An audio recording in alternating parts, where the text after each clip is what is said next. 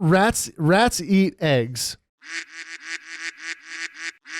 Hello, everybody. This podcast is Lava. My name is James Font. With me, as usual, Sam Shoemaker. And then we have here in the middle, if you're watching the YouTube version, we have CJ. Hi, guys. So right off the top, if you want a sticker, we have stickers. Get some merch from us. They're high quality 3-inch stickers. Yeah. Be sure to pick one up. Message us on Facebook, Instagram, or email us.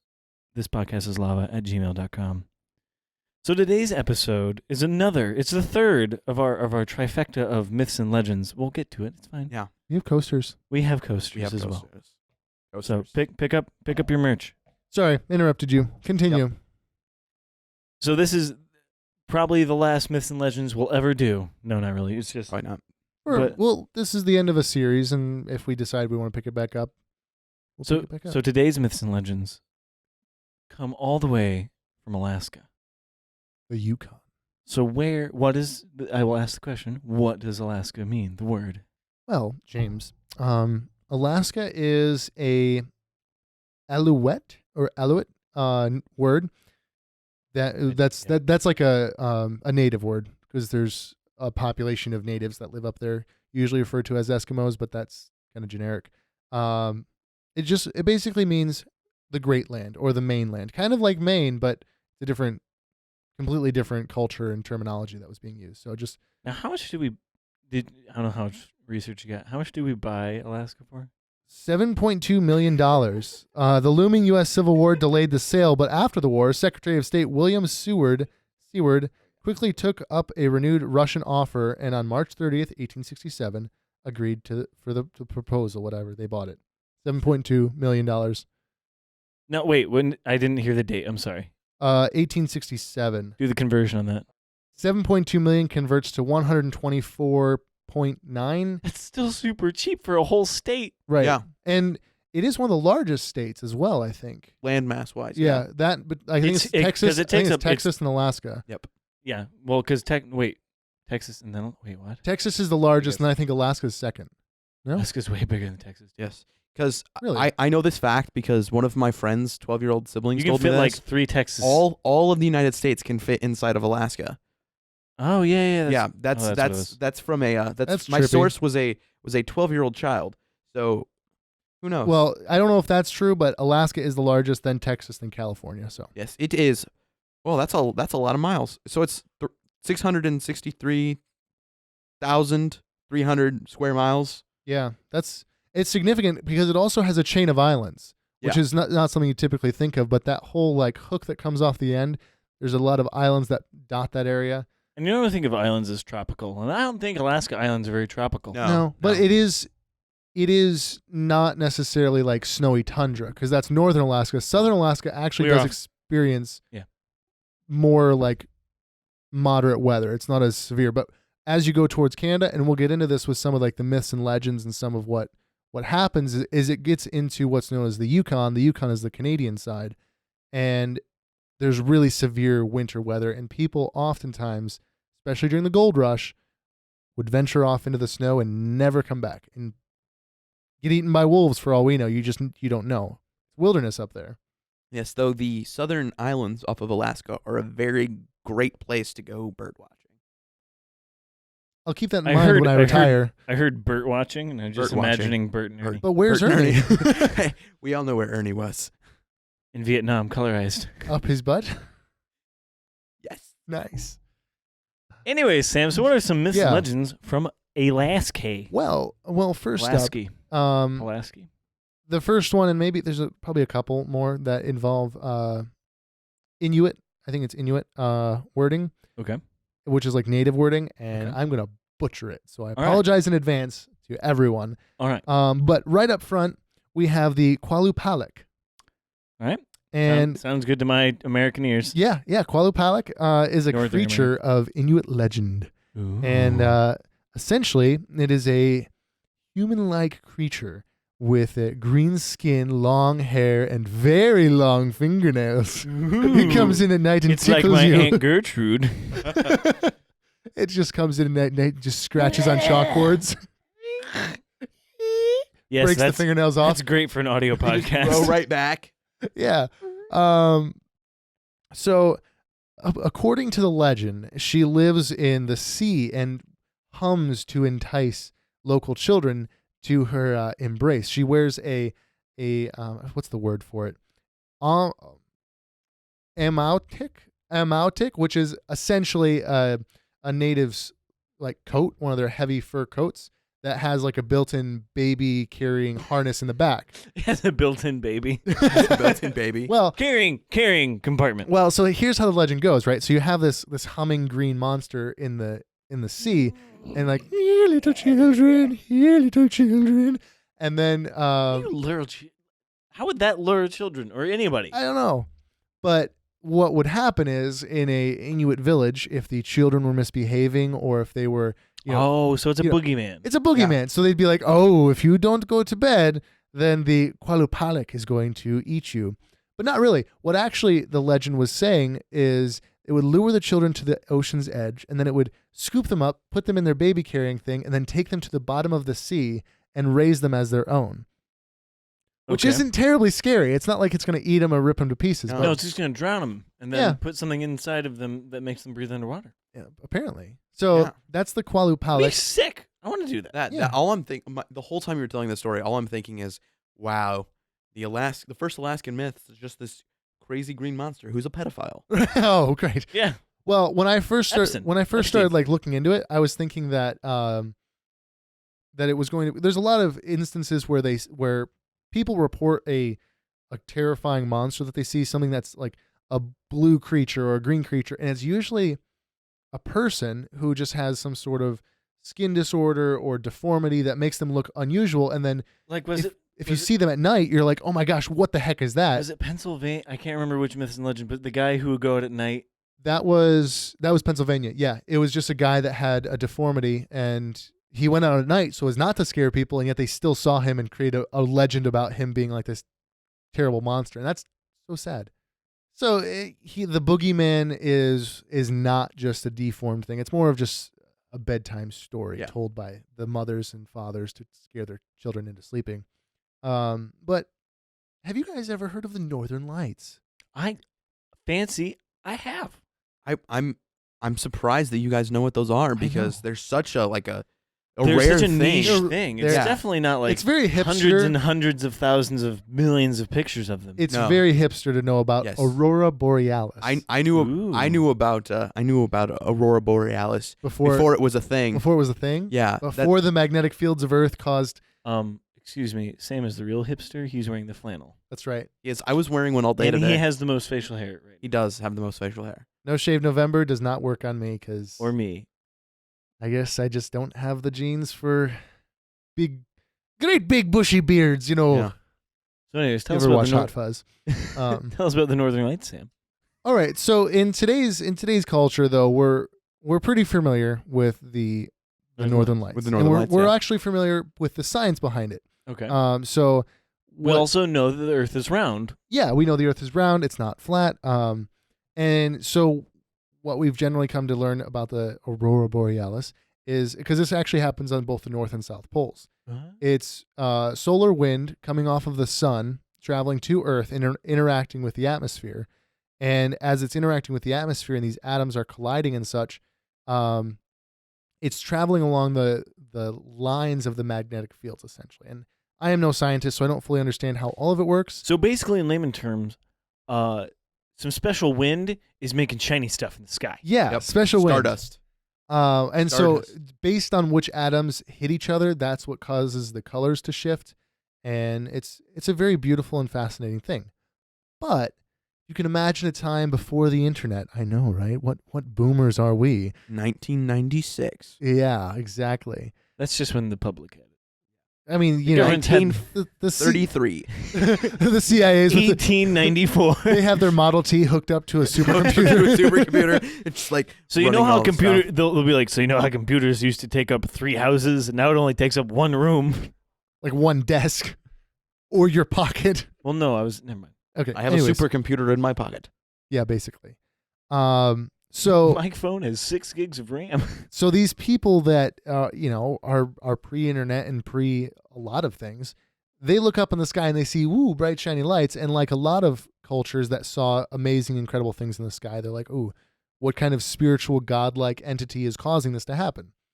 So there's actually there's different tribes of these, like the natives in Alaska. So there's different legends that originate about the Northern Lights.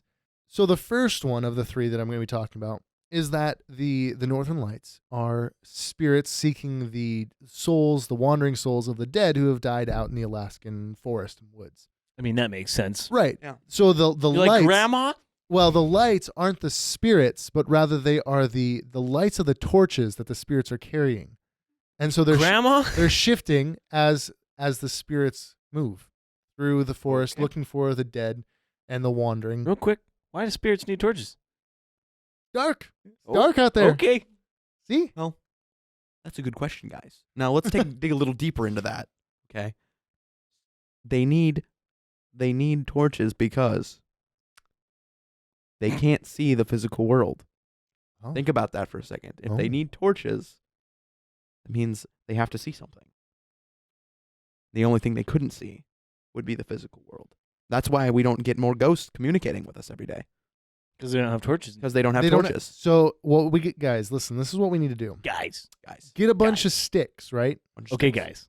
Wrap some torn up t-shirts around them. Something like that. Light them on fire Dip and them in oil. stick them all around your yard. Yes. Let the ghosts find them, and if you see a bunch of torches just floating in your yard, Just know it's working. You have a The poltergeist. the spirits have come to you.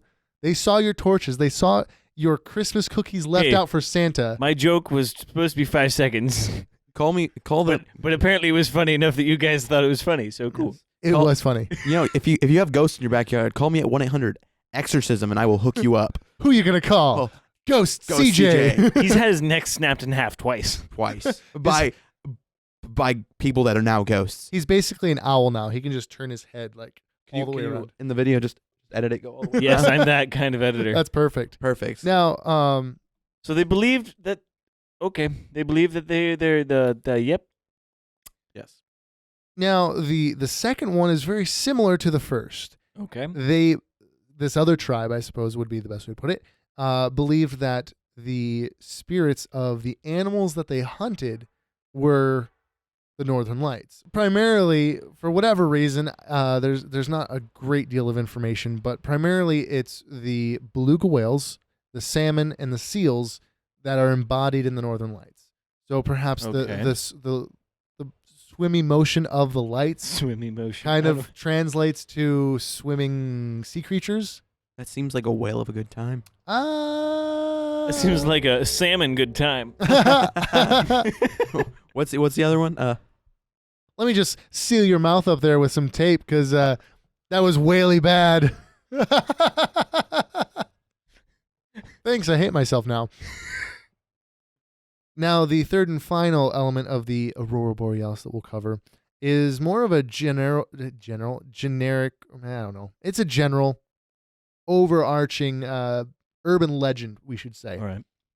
And it's that if you conceive a child while you are under the Northern Lights, like while What is the child? A baby. If you conceive a baby, like if you conceive. If you I have heard sex. I heard if you can see the baby. Honey, and I see a baby. Are the Northern Lights That's showing? why I was so confused. It didn't make any sense. Oh, no, that is just a bear. Okay, we should move because that's a Anyways, bear. If you conceive a child If you conceive, under the Northern Lights, what happens, Sam? the child will have great fortune in their life. Now, Will they be a wizard? they will be a wizard of the Northern Lights. Wow. Alaskan wizards. This week on the cable network. That sounds like a really horrible BBC. No. Alaskan wizards here on History Channel. Aliens. Ancient alien Alaskan wizards. History Channel. It used to be history, but now it's like, hey, so no, wait, that's TCL or TLC. My 600-pound life. Anyways. Yeah, so the only thing is that kind of breaks this apart is that there's been absolutely millions upon millions of babies conceived in Alaska under the Northern Lights, and presumably they all have about average They're luck. not all Zuckerbergs? I don't think like Alaska has its own Facebook. Alaska book. Alaska book. No, a book. A book.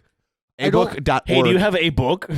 abook.org. I don't think that Alaska has any higher winnings in the .TV. Powerball than anybody else. So Do they even have Powerball? That's a Well, question. yeah, I'm it's sure in they the do. United States. They gotta make money somehow. Oh, that's true. Yeah. Yeah. There's idiots everywhere. So there's really no evidence to suggest that there's any fact to that, but I'm sure just the same way that people believe that you break a mirror and you've got 7 years bad luck, or you spill salt, whatever. Have a baby under the Northern Lights, Old wives' tale. they'll win the Powerball, guaranteed every time. All of them. But there's so many of them that they win $1 a piece. That's the downside. That's the downside. All the millions of them. So we're gonna go into a little bit more of the lost treasure side of the story, which is usually my favorite. Something that you probably can picture more California, but it actually happened more significantly in Alaska. Was the gold rush? Ooh, Yeah. the gold rush. Really? Yeah, there's a lot more gold up there. I mean, gold was everywhere. Like the whole thing was like go to California, but I assume you know that supposedly if we've put all of the gold that we have discovered, it would only fill an Olympic-sized swimming pool. Supposedly. that's interesting. Yeah. Actually, I don't know. I've never fact-checked that, but that's something I heard. I mean, but to be fair, an Olympic-sized pool is massive, and most gold is usually found in flakes or in very small nugget form. It's not. And supposedly you can drink it I believe that. in different gold. We actually have pieces of gold in our bloodstream. Yep. Just naturally. So like something like if you were to like Start straining like people. start straining people, like each person would be worth like $800. Nice. Yeah. That'd be really You actually your kidneys are worth way You actually more. lose- No, just like the tangible like elements of Oh, of the body. Not that stuff. I mean But like you'd lose money in trying to refine it from a human you body. would. You So would. That's Maybe. it's not worth it. It's not worth it. You serial Not if killers. your name is Alaska Wizard Smith. Then they can just draw the gold out of nothing. They can use alchemy. They can turn coal into gold.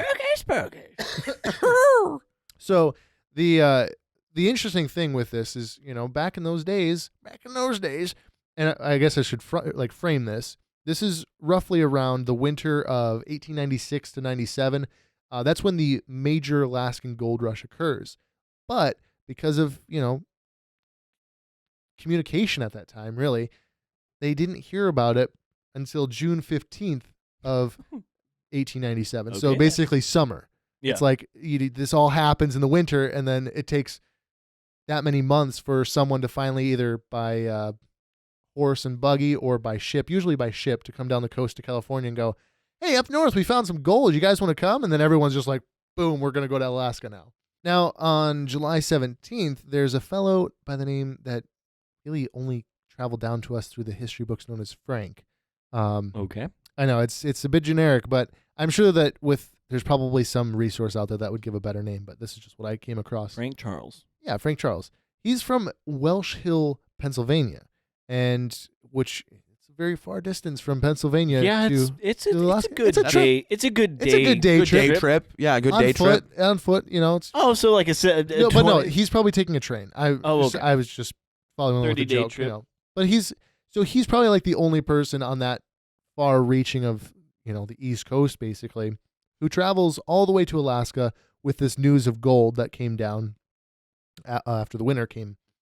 The word gold, sparks this young man to motivation, essentially, and he buys what he needs. He goes up to the Yukon and strikes a claim along the Yukon River.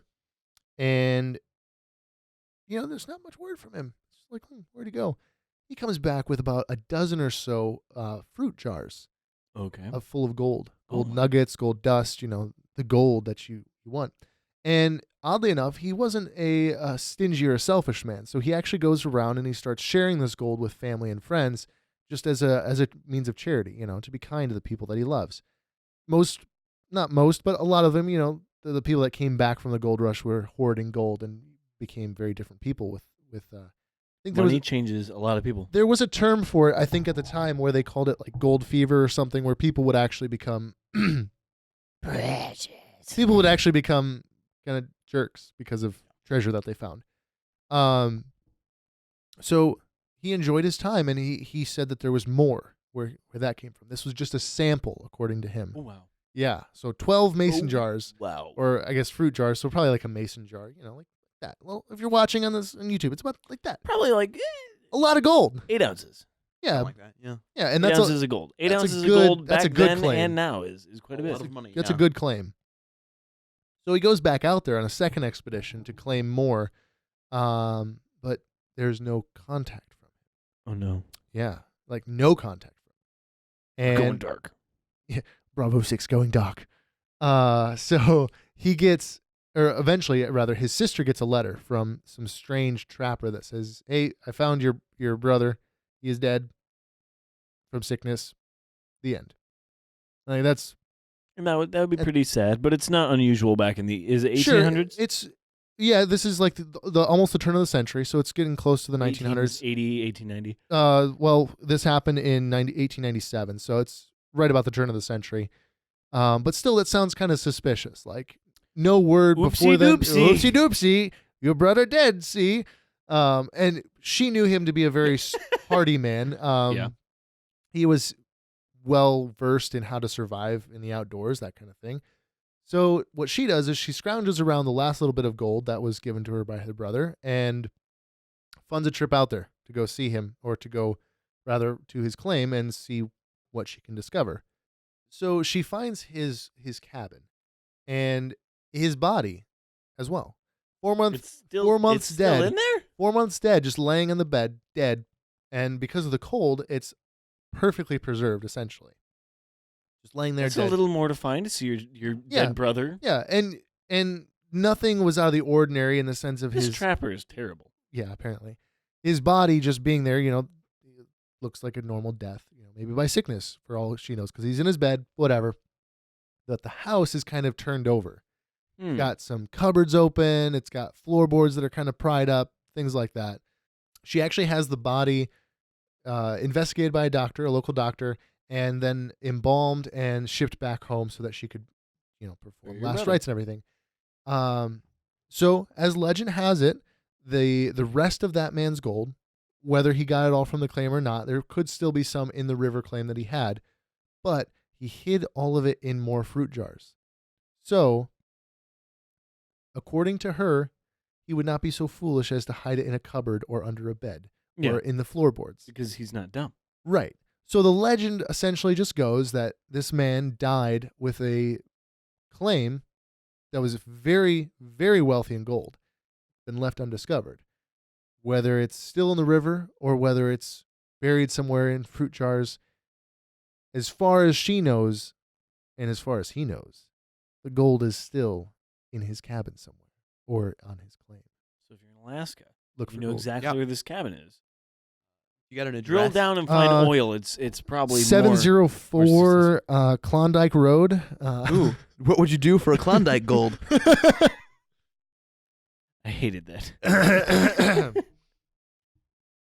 But essentially, yeah, and really though, that whole thing, like there was no one in his close group of friends that believed that he died of sickness. They knew him to be a hardy folk, and it was all of them together that thought he's going to hide it in the same fruit jars that he brought back with him, and he's going to be very smart about where he puts it, because at the time, it was very common for prospectors to be killed for the gold that they found. Well, yeah.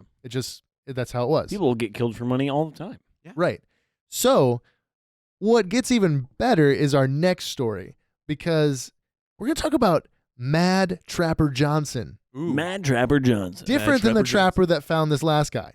Different. Trapper McJohnson. This is more north in Alaska. So this actually occurs between what is known as the Yukon, which is the Canadian, and I guess I think they call it like the Klondike. It's like the northern part of Alaska where it's really cold, really bad.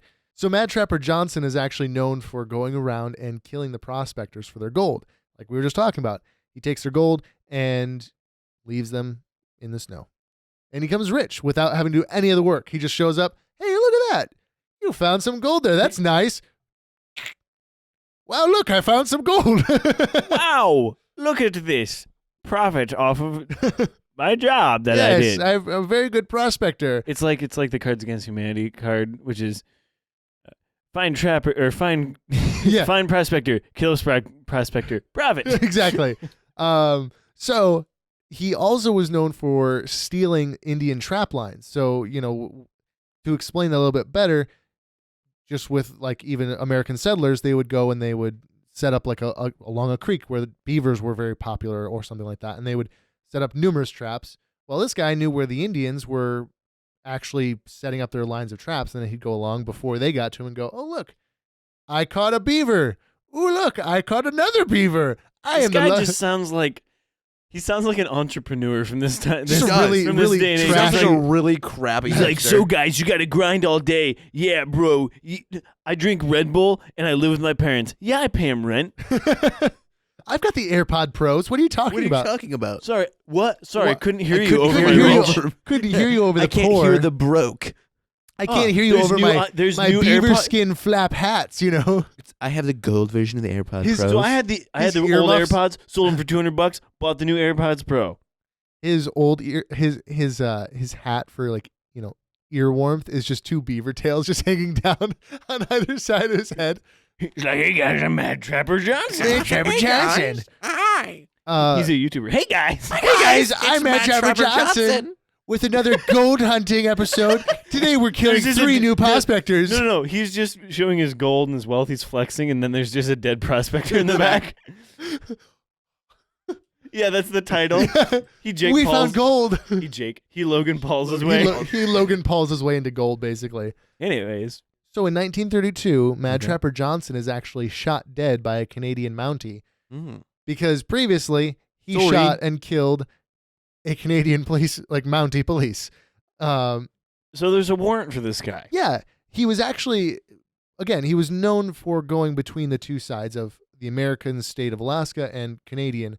And he was killed on the Canadian side.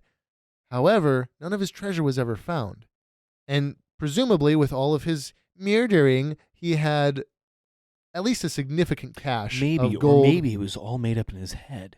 Because his name's Mad Trapper Johnson. I can just see the Mountie here just like... Or he's legit mad he's all just the time. Sorry, mate. Sorry. Yes, that's how Canadians talk. Sorry. Yeah. So the Mountie's killed Mad Trapper Johnson. And he is dead. Are you sure we went back in time. I mean, he's probably dead by now, whether or not he died. He's just hanging out with Hitler and Jeffrey Epstein down in Argentina. He took all of his gold and invested really well. He took all of his gold and invested in Apple. So Mad Trapper Johnson. Right, he's dead. Yeah, now, and his treasure was never found. Never found. So I'm feeling a trip coming up. Right, yeah. up to Canada. Up to Canada.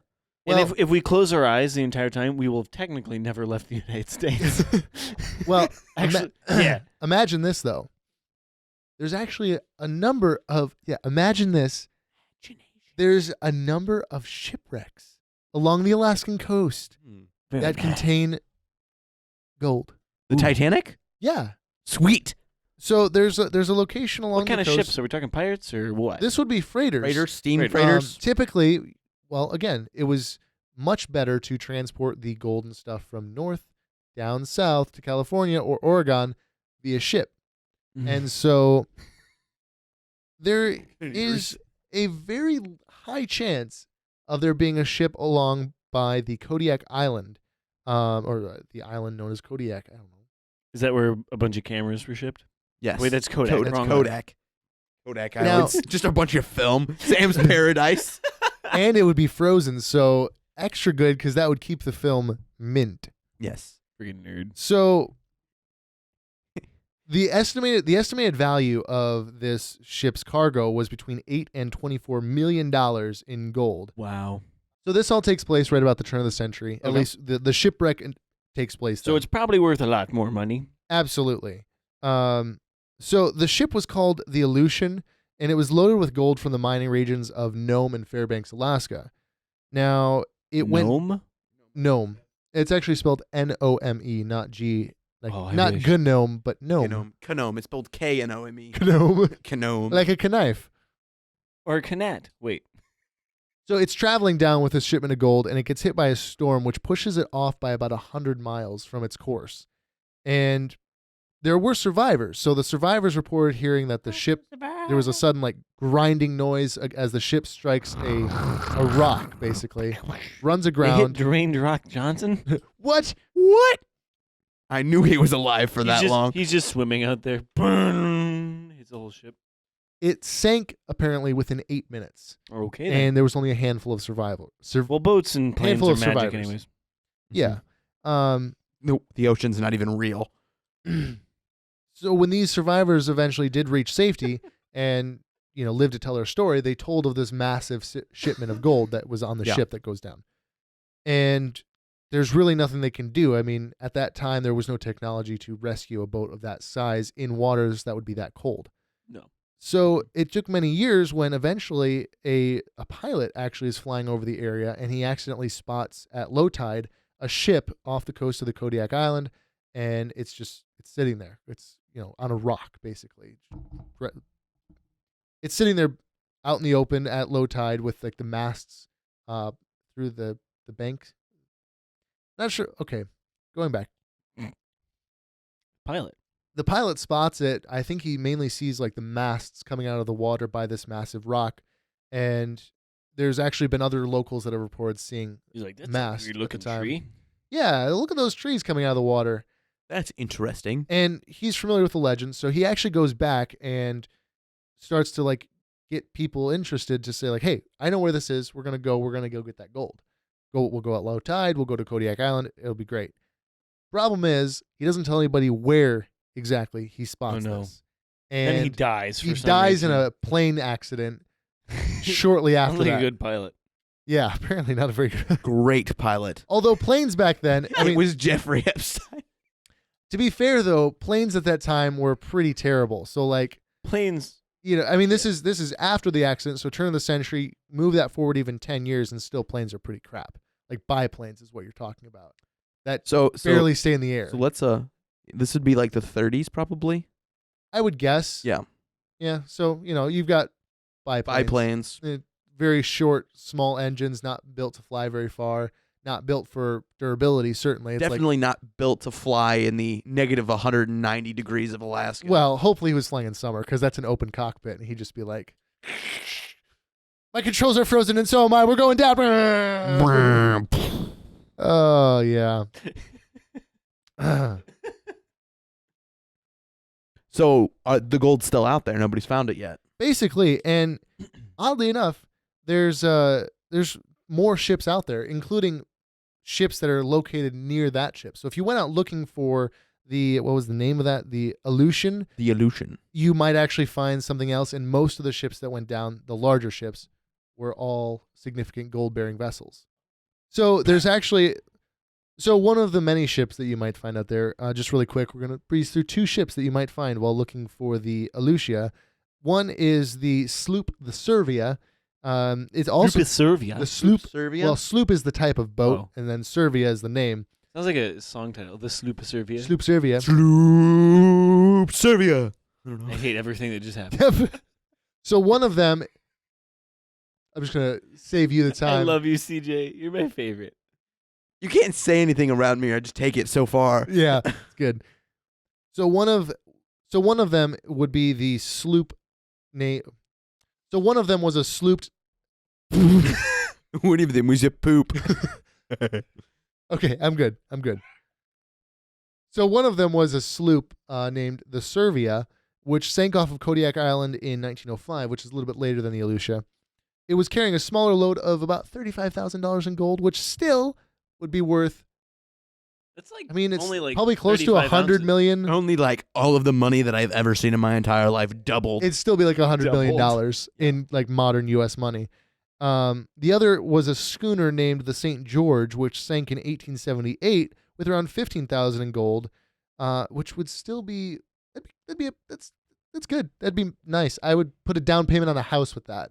That wraps up the treasure portion of this, and we're going to close it off with one final legend. All right. This is the legend of the Tornet. What is a Tornet? The Is it a Tornet? turtle hornet? Yeah, this is no. It's a Ford. Oh no! It's a turtle. Oh no! It's a Tornet. Tornet. It's actually a tornado. It's a Tornado with a tornado full hornet. of hornets. Basically, it's the it's I don't know, an adaptation of the Bigfoot legend, Ooh. kind of. Okay. There's a lot of Bigfoot stories in the Alaskan wilderness, just with any of the states where there's a significant amount of woods.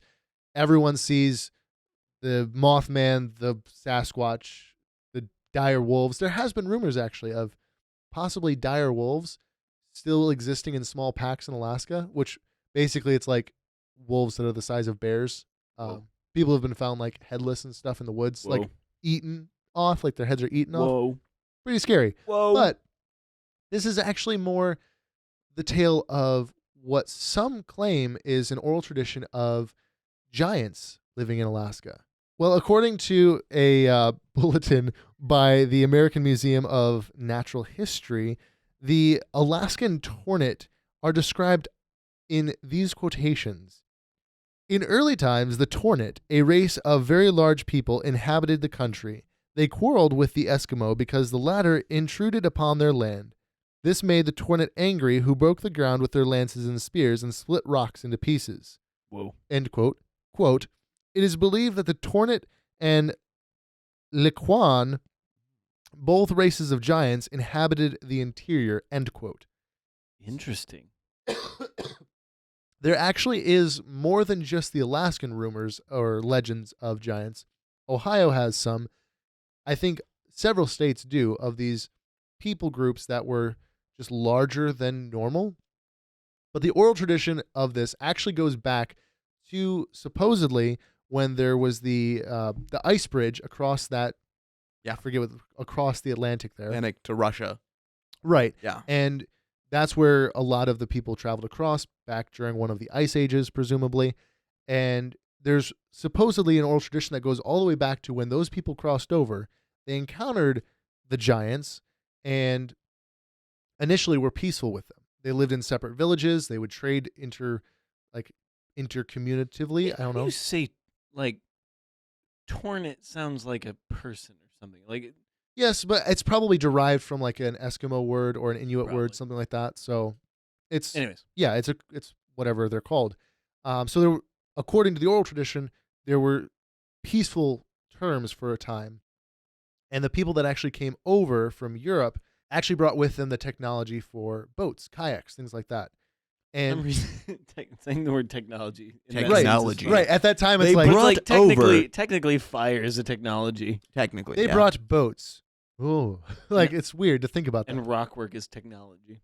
Right. At the time, it was an advancement, and so the Tornit people didn't know how to do boats. They didn't know how to use them or make. We don't know how boat. Boat no. How to boat. Boat no good. WikiHow. WikiHow. How to boat. How to boat. Me Tornit. They have the internet, but they don't have boats. Right. Me Tornit. Me no boat. How boat. How boat? You How boat? What boat? You boat? Oh, I don't know. They boat. He, she, they boat. So the legend goes that an Eskimo boy loaned his small kayak to a Tornit boy, and he got frustrated with it or got kind of like scared while he was out in the water and ended up puncturing a hole through it with his spear or something that he had with him. And the Eskimo boy was so mad at him for this that at night he slunk over to their village and killed the boy. Over a boat. Okay. Over the boat. A hole in a boat. Yeah, and so essentially what that caused was a massive feud between the colonies, and they split up and it became an issue. And then what that did was cause the Tornit to actually retreat deep into the wilderness of Alaska. They're huge. But they were peaceful people. According to this version of the legend, according to others, they were terrifying and violent. Evil people. And of course, there's no Depending evidence on whether you watch Fox or CNN. Depending. Yes. They're definitely libertarians. There's been no confirmation of this, but one final legend that was quite interesting, I thought, was that there supposedly was an instance where 2 children were actually captured by Eskimos captured. They were Tornit children, and apparently they were raised within the Eskimo community. The boy, one was a boy, one was a girl. The boy grew up to be an excellent spearman, and eventually... Yeah, because he was taller than his dad when he was 5. Yeah, exactly. And apparently he disappeared. So he went off into the woods one day and just never came back. And the girl eventually married one of the Eskimos in the village and, just was part of the community. But there's been no evidence to prove this one way or the other, but it is interesting. I always think that most states or a lot of states actually have these legends of giant people groups that lived in the land even prior to the Native Americans, even prior to like what you think of today as like the native tribes. So that actually does wrap up the Alaskan myths and legends. Well, thank you guys so much for joining us on This Podcast is Lava. Thank you so much, Sam, for the wonderful insights of myths and legends. You're welcome. And the different treasures. So if you're in Alaska, definitely go scuba diving in the frigid water. So be sure to check us out on Facebook and Instagram to see what's going on with the podcast. And also you can message us on Facebook, Instagram, or email us at thispodcastislava@gmail.com. You can listen to us on Spotify, iTunes, Google Play, and PodBean. And now you can watch us on YouTube, James Fox Podcast. If you want to look at our pretty faces while we talk about stuff. Yes. And If see, you're just like, see what we look like. what face is connected to that sexy voice? Right. They'd be like, CJ, oh man, hot and single. Oh, man. Oh man. Okay. Be sure to message us.